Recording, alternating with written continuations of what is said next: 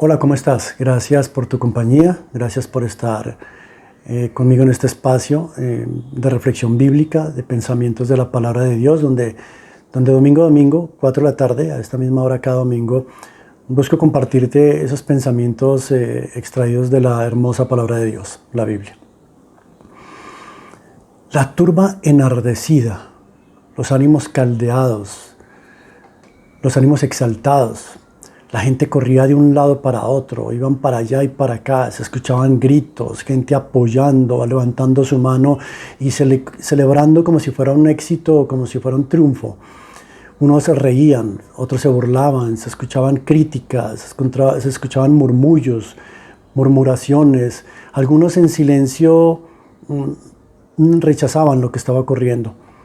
Muchos a favor de lo que pasaba y otros en contra. Lo cierto es que la ciudad estaba muy conmocionada en ese momento. Había mucha alteración del orden en ese momento. Y era que el suceso, el evento del momento no era para menos. Todo el mundo quería buscar el mejor lugar, estar lo más cerca posible y evidenciar de primera mano, en primera instancia, lo que estaba pasando. El arresto de Jesús de Nazaret. Acababa de ser arrestado el Maestro, el Mesías, el ungido, Jesús, conocido por todos en esa época, y su arresto se difundió de manera muy veloz y todo el mundo corría. Aquellos que con su mano arriba apoyaban y celebraban el arresto del Maestro. Otros preferían guardar silencio y no decir nada, rechazarlo pero en silencio, rechazar lo que estaba ocurriendo, lo que estaban haciendo con Jesús. Muy cerca de ahí, no muy lejos, en el patio del sumo sacerdote, un hombre observa en silencio. Un hombre desde la distancia observa lo que sucede. Su nombre, Pedro. Pedro desde la distancia observa lo que está ocurriendo. Los ánimos caldeados, la turba enardecida, la gente gritando en contra del Maestro. Los sacerdotes celebrando en ese momento haber celebrado el arresto del Maestro y su condenación a muerte. Pedro trata de pasar desapercibido ahí en esa distancia. Metido entre la multitud, entre ese grupo que estaba ahí, trata de pasar sin que sea observado, sin que sea evidente que él está ahí. No le interesa en ese momento, prefiere que no se den cuenta que él era uno de ellos. De pronto una joven de ahí, una criada, lo mira y lo reconoce y le dice: «Hey, tú eres uno de ellos». Pedro la voltea a mirar y le dice: «¿Pero qué dices, mujer? ¿Cómo se te ocurre? Yo no hago parte de eso, yo no pertenezco a ellos». Se levanta y se va para otro sitio. En otro sitio se hace entre otro grupo de gente y siempre a la distancia, a lo lejos. Y de pronto alguien ahí, otro le dice: «Oye, tú eras uno de ellos, yo te reconozco. ¿Pero cómo se te ocurre? Piensa bien lo que estás diciendo. Piensa lo que dices. Yo no hago parte de eso, yo no soy de ellos». Va y busca otro refugio a la misma distancia, desde lo lejos, y encuentra una fogata donde los soldados romanos en el momento están ahí tomando calor alrededor de la fogata y se sienta entre ellos. Trata de pasar desapercibido, hacerse uno más, parecerse a ellos, ser como ellos. En ese momento no quería que lo identificaran como uno de los que andaban con el Maestro. Ahí en medio de esa fogata, al lado de los soldados, otro lo reconoce y le dice: «Tú eres de ellos, hablas igual que ellos, te comportas como ellos, tú haces parte de ellos». Se levanta irado Pedro y empieza a maldecir y a proferir palabras que antes no había dicho. Palabras de grueso calibre que nunca había imaginado saldrían de sus labios. Enardecido, maldice, profiere palabras, tratando como de demostrar que él no tiene nada que ver ahí, que él no hace parte, que él no es de él, que él no es de ese grupo, que no es de ellos. En ese momento, cuando se levanta y enardecido niega por tercera vez, escucha a lo lejos el canto de un gallo. Un gallo suena a la distancia. En ese momento él voltea su mirada al Maestro y justo el Maestro en ese momento levanta sus ojos y se encuentra con su mirada. ¿Cómo sería esa mirada del Maestro en ese momento de tanto amor, de tanta comprensión, de tanto reconocerte, Pedro? Y sale Pedro y busca un lugar desesperadamente un lugar a solas, y en la oscuridad de la noche, bajo el manto de la oscuridad de la noche, a solas, se derraman lágrimas.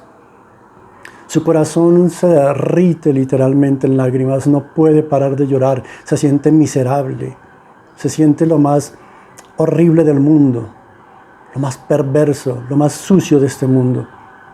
Mientras llora y llora incontroladamente, desconsoladamente, sus lágrimas brotan por su rostro, recuerda tantos momentos con su amado maestro.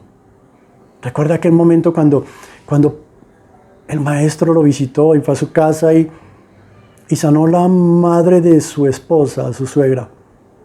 ¿Cómo olvidar esas tardes de pesca con el maestro, con aquel gran amigo, el Mesías, su Señor? Tanto amor, tanta misericordia, tanta bondad. El hombre que cambió su vida.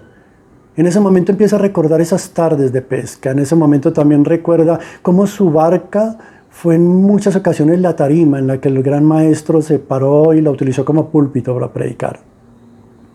Recuerda también ahí en ese momento cómo aquella tarde o noche cuando se estaba ahogando y el maestro estira su mano y lo rescata y lo salva de ser ahogado.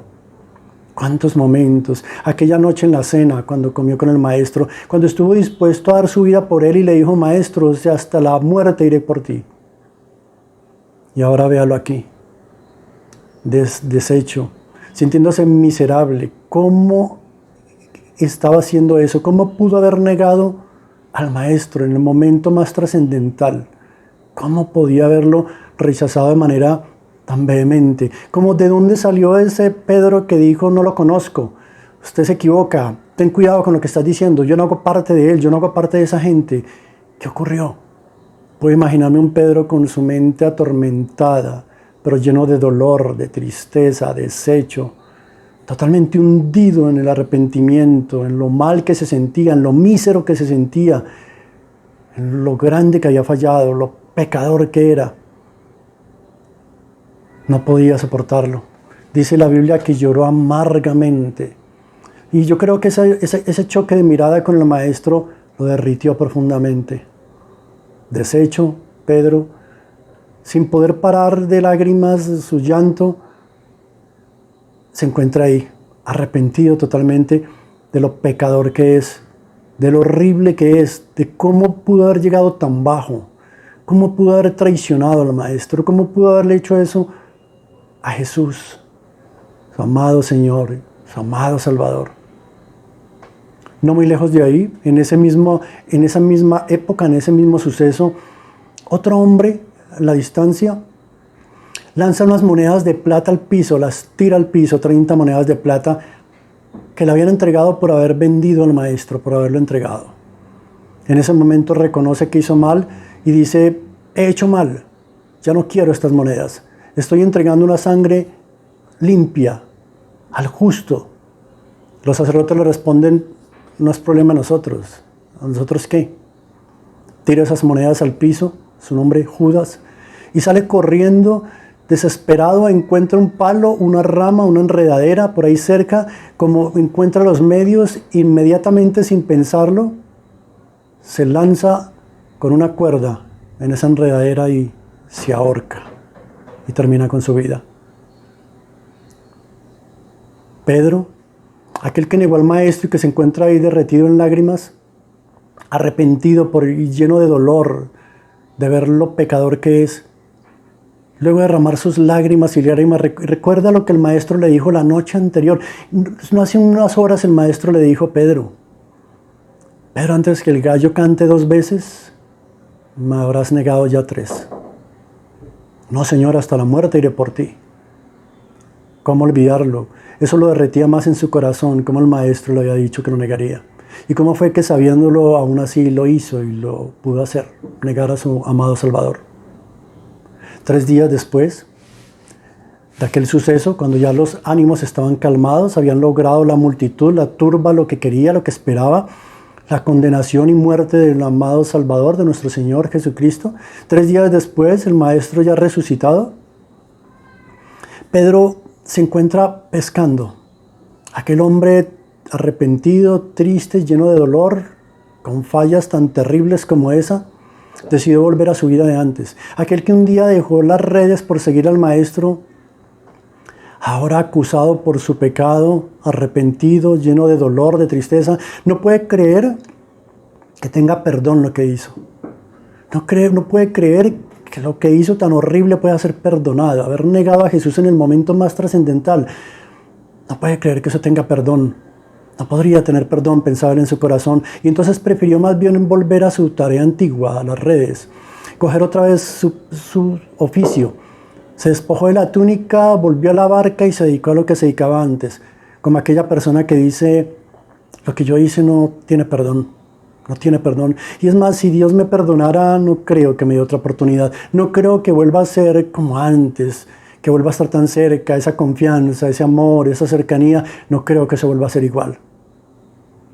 Vuelve a las redes y se encuentra esa tarde pescando, cuando de pronto mientras está pescando con otros de los discípulos, otros de los 12, alguien desde la orilla les habla, alza la voz y les dice, hey, ¿han podido pescar algo? Ellos desde la barca, no estaban muy lejos de la orilla, le responden, no, llevamos todo el día y no hemos pescado nada. Aquel hombre en la playa les dice, tiren la red al lado derecho. Ellos tiraron la red al lado derecho, como les dijo este hombre que les estaba hablando en la playa, y levantan la red y oh sorpresa que no podían alzarla de la cantidad de peces que tenía, repleta de peces. Y en ese momento uno de ellos reconoce y dice, es el Señor, es Jesús. Pedro reconoce, se da cuenta que es el Maestro. Ahí mismo llega y se pone su túnica porque se lo había quitado para volver otra vez a su oficio anterior. Se pone su túnica, se lanza al agua, dice la Biblia que desesperadamente se tiró al agua y corrió a la playa. A Jesús. Jesús está ahí sentado con un hermoso gesto de amor. Les había preparado el desayuno. Traigan unos peces de los que acaban de coger, les dice el Maestro. Prepara los peces, los panes y les prepara un desayuno y toma el desayuno con ellos. Junto a él, al Maestro, Pedro. Aquel que había fallado tan feo, que había hecho algo tan horrendo. Y está ahí junto al Maestro, desayunando. Guarda silencio mientras come, no se atreve a abrir su boca, no puede proferir palabra. ¿Qué le voy a decir? ¿Con qué cara le voy a hablar? ¿Yo cómo le hablo? Soy un indigno, un pecador, un sucio, un cobarde. ¿Qué le voy a decir al Maestro si le fallé de tal manera?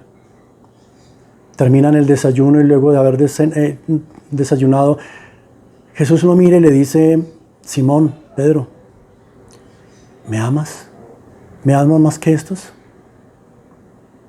Sí, Señor, tú sabes que te amo. Pedro, ¿me amas? ¿Más que ellos? Sí, Señor, tú sabes que te amo. Pedro, ¿me amas?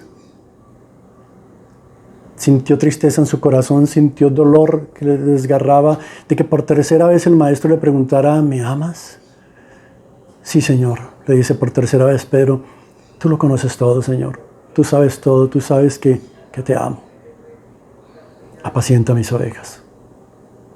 Mire usted lo interesante de este tema, de este suceso. Junto a una hoguera por tercera vez, 3 días atrás, se levantó vehemente y lo negó al Maestro. Ahora junto a una hoguera, haciendo un desayuno, el Maestro viene y lo restaura. 3 veces lo negó Pedro al Señor y 3 veces Jesús le pregunta, lo restaura, ¿me amas? Tenía que ser restaurado.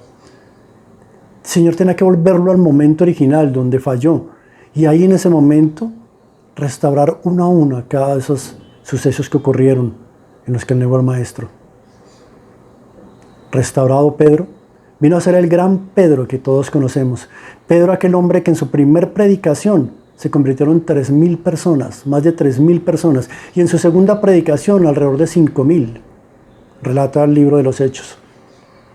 Un hombre que llegó a ser pilar, uno de los pilares fundamentales de la iglesia cristiana en sus comienzos. Miren esta historia que les acabo de narrar. Judas y Pedro, los dos traicionaron al Maestro. ¿Qué diferencia hay entre el que lo vendió y el que lo negó? Los dos le fallaron. Los dos hicieron algo horrendo, algo feo, algo horrible. ¿Sabe cuál fue la diferencia? ¿Qué marcó la diferencia? Que el uno volteó sus ojos a Jesús, que el uno corrió a Jesús, el otro no corrió a Jesús, no fue a Jesús. El otro la culpa, la acusación, lo atormentó de tal manera que lo llevó a la muerte y se ahorcó. El otro la culpa, la acusación, lo llevó al arrepentimiento, lo llevó a Jesús, lo llevó a la redención. Y ahí en Jesús encontró perdón, encontró restauración, encontró redención y vino a ser el gran apóstol Pedro. Quizá tú te identifiques con lo que estoy contando en esta historia. ¿Cuántos hay que la culpa y la acusación los atormenta? Que han hecho cosas tan horrendas, tan crueles, tan bajas, que como Pedro se sienten míseros, miserables, y todo el tiempo en su mente no hacen sino pensar, no hay perdón para mí. Yo no tengo perdón, lo que yo hice no tiene perdón. Jugué con la gracia, jugué con su amor, he hecho cosas tan bajas, he llegado tan al fondo, he tocado tanto fondo que no creo que pueda haber perdón para mí. Pero ¿sabes? Hay una esperanza, hoy vengo de parte de Dios a decirte que hay esperanza para ti. Que si tú le pones tus ojos en Jesús, que si volteas tu mirada a Jesús y corres a Él, como corrió Pedro una vez en la orilla y corrió a Jesús, a estar cerca de Él, que si vienes a Jesús a la cruz, encontrarás en Él redención, salvación, perdón, restauración. Él te limpiará de tu pecado, te restaurará, te sanará y restaurará tu vida. Pedro vino a ser el gran hombre, el gran apóstol. Su pasado no fue impedimento. Tu pasado no es impedimento para que Dios haga de ti lo que pueda hacer y lo que quiera hacer de ti. Para Dios tu pasado no es estorbo, no es obstáculo, no es impedimento para hacer de ti un gran hombre, una gran mujer. Solo que tú lleves ese dolor, ese pecado a la cruz. Hay una diferencia entre sentirse culpable y entre arrepentirse. El que se siente culpable reconoce que hizo mal, que es pecador. Pero eso no significa arrepentimiento. El arrepentimiento genuino es el que muestra a Pedro que lloró amargamente, sintió dolor en su corazón, dolor, le dolía, tristeza en su corazón. Y ese dolor tan profundo que lo llevó a la cruz. El diablo solamente quiere llenarte de culpa, acusación, para que a través de esa acusación y culpa frustrar tu vida, tus planes y llevarte a la muerte. Jesús muestra tu pecado, revela tu pecado para llevarte al arrepentimiento, a la redención, a la vida, a la restauración. No importa tu pasado, no sé cuál sea tu pasado, y aquel que te acusa, te culpa, aquella falla que no has podido superar y que te atormenta, lleva eso a Jesús, arrepiéntete, dile: Señor, líbrame de mi pecado, límpiame de mi maldad. Lávame más y más de mi maldad, Señor, como dice la palabra. Límpiame de mi pecado. La palabra dice que si nuestros pecados fueren rojos como el carmesí, vendrán a ser blancos como blanca lana. Que Él pueda hacerlos blancos como la blanca nieve. Ven a la cruz, ven a Jesús. Deja que su sangre te restaure, te limpie y haga de ti la persona que Él anhela ser de ti. Recuerda, tu pasado no es impedimento para que Él haga de ti un gran futuro, una gran promesa, como lo hizo de Pedro, que llegó a ser el gran apóstol. Lleva tu situación a la cruz. Arrepentimiento significa cambio de actitud. Arrepentimiento significa dar la vuelta y cambiar el curso. La Biblia dice que el que confiesa su pecado y se aparta, alcanzará misericordia. Dios es un Dios de oportunidades. Permíteme orar por ti.